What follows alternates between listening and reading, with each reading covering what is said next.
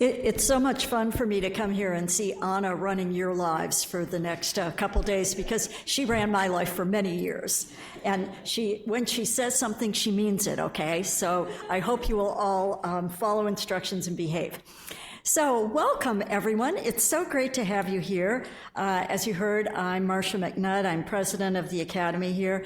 And it's really my honor to welcome you to this Blavatnik Forum. It seems amazing that it was only 2019 that the president of the Israeli Academy and I signed an MOU that would set up this series of meetings, conversations, interactions. When I think of all that has happened in the world and the Middle East since 2019, it seems like a lifetime ago. And I know that both of our academies have had to be quite patient and nimble in adjusting to all of the issues we've had to deal with. The program is supported by a generous grant from the Blavatnik Foundation, so we are so grateful for their support for these conversations. And the one today is going to be on improving crops in the face of climate change. These series of forums are set to address some of the most challenging problems we have in the world, and certainly feeding 8 billion people is one of those. When we look at some of the other issues that are worth addressing, extreme weather,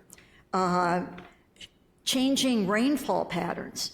Some people are getting way too much, some people aren't getting enough, and it's not necessarily what historically they had been expected to have.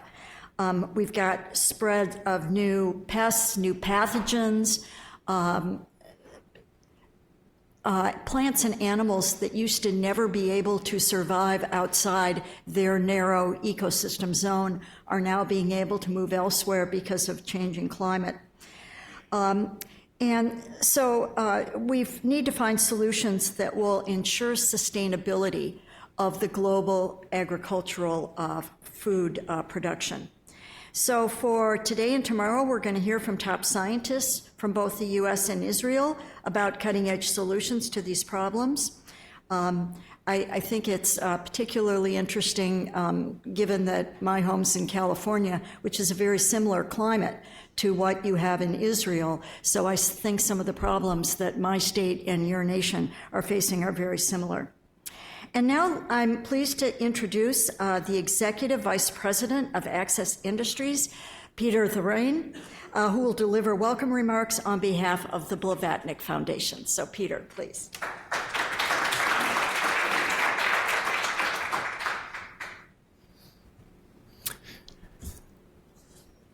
Thank you, Marcia, and good morning, everyone. It was great to meet so many of you last night and again this morning. I look forward to meeting you all over the course of the next 2 days.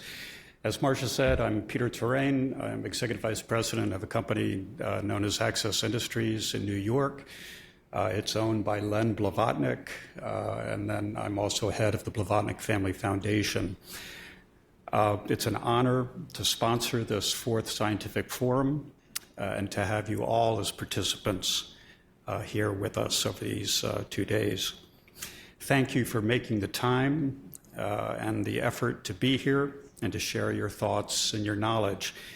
To our Israeli participants, may I say how I particularly appreciate your willingness to be away from your homes and your families during this extremely difficult and challenging time in your nation's young history. We all hope and pray that peace returns very soon to all Israelis, Palestinians, and the entire region, and that all people can once again live in safety, free from want or fear. I'd also like to extend my thanks to President David Harel and the Israeli Academy of Sciences and the Humanities, to Marcia McNutt and the National Academy staff, to members of the Forum's organizing committee for all of your work in marshaling our speakers and helping to arrange their presentations, It's a big effort, and as with growing a bountiful harvest of crops in a difficult and ever-changing environment, it's not easy. I'd like to thank you for doing this all so smoothly and calmly. You've done a wonderful job. Some very brief history. As Marcia mentioned, the forum was created in 2019 to bring outstanding U.S. scientists to Israel and outstanding Israeli scientists to the United States for an annual bilateral symposium on important scientific issues. The goal behind the symposia is to establish scientific relationships, promote collaboration and understanding, and to stimulate cooperation between U.S. and Israeli scientists. The first forum on computer science and its impact on our future was held in September 2019 in Jerusalem. COVID shut things down in 2020 and 2021, so the second forum on strategies and technologies to combat antibiotic resistance wasn't held until April 2022 in DC. The third forum, also held in DC this past September, examined techniques to alleviate water scarcity. This fourth forum is one of essential and existential global importance. Climate change has had and will continue to have a significant and ever-increasing impact on crops around the world. Addressing these issues requires innovative ideas, new scientific technologies and discoveries, and bold policies based on trust, compromise, and long-term strategic planning.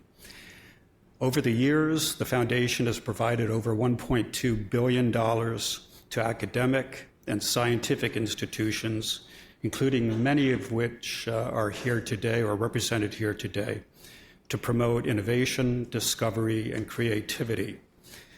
We look forward to hearing your thoughts and ideas on how to improve crops in the face of climate change to help ensure that we and future generations can live healthier and more secure lives.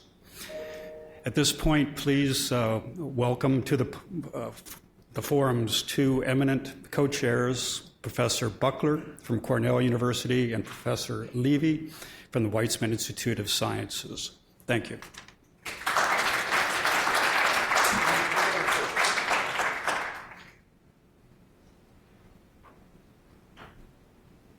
Okay, I go first, not like Anna told us. Okay, so dear friends and colleagues, it's an honor and a pleasure to be here. I'd like to thank Marcia and Peter for hosting us and the Blavatnik Foundation. And also all the organizing committee, Anna and Jennifer and Galia, who made it a painless experience to co-organize this meeting together with Sigal Sivaldi, Ed Buckler, and Zach Lipman. So this day in Israel, when we open a meeting or a general gathering, we are first supposed to tell people what to do in case of a rocket alert, how to reach the closest shelter. So it is refreshing not to do it. But unfortunately, it's not possible to completely disconnect from home and from all our dear ones, friends and family, our students and colleagues who are at the front or were displaced from their homes, or those who are simply in their home or at work but under frequent rocket alerts, and of course our brothers and sisters who are still hostage in the Hamas tunnels for 410 days.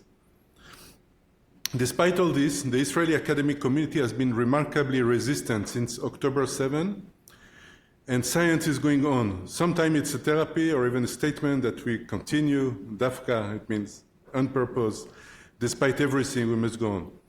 Sometimes it's hard to focus because of all the pain among us and around us.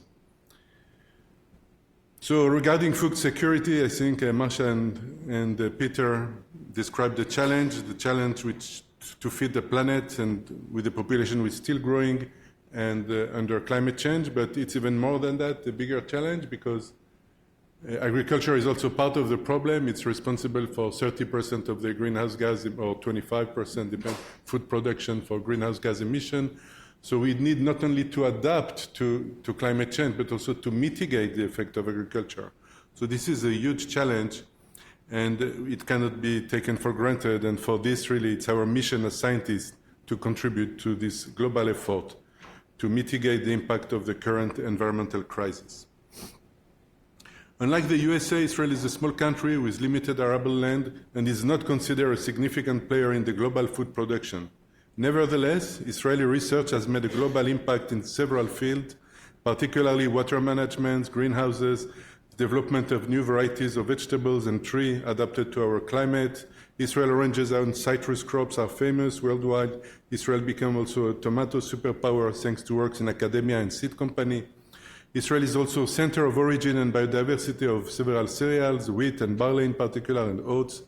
And the studies of these wild resources and of their biodiversity has enabled also to achieve important success like resistance to new disease. You will hear a little bit of that from Zion, and resistance to abiotic stress. So all these wild plants are now being used, and we also try to develop new methods for gene transfer. So the success of Israeli plant science and agriculture is in large part due to the vision of our founders who dreamed and succeeded to make the desert bloom. Now, sometimes it's called food security. It's an ambiguous term. People tend to confuse security and safety, or to think that we are dealing with military security. But since October 7, and maybe since the invasion of Ukraine, agriculture and security got entangled. Israel is not independent for its food production. It grows barely 25% of its grain. It imports meat and many other products. Most fruits and vegetables are grown locally, but during the war, there has been a great lack of manpower to take care of crops and harvest them, and there were many difficulties also to import food. So this was a wake-up call for the importance of crop research in Israel. This was not taken for granted. Even some politicians who were, before the war, driven by free market and global village approaches, so that it was better for Israel, it was more profitable to focus on the high-tech sector than to grow food, and food we can buy. However, our vulnerability in food production and import became evident during the war, and many efforts are being done now to continue and to strengthen agriculture research and agriculture, especially in the regions which are bordering Gaza, which are the main region for food production in Israel. Therefore, taking into account the Israeli know-how in research and agriculture under harsh climate conditions and the country's commitment to strengthen this field, we are here, Israeli experts in sustainability and crop research, looking for new opportunities to share knowledge and ideas and to learn from our American prominent colleagues who are at the forefront of these fields. Crises in food security have always been associated with social instability. I have no doubt that research in sustainable agriculture will be a major focus in the coming years for the world because of the global impact on health, well-being, economy, and to mitigate the effect of agriculture on the environment. So we are looking forward to a fruitful meeting that will hopefully sow the seeds for a new collaboration. And thanks again to the Blavatnik Foundation.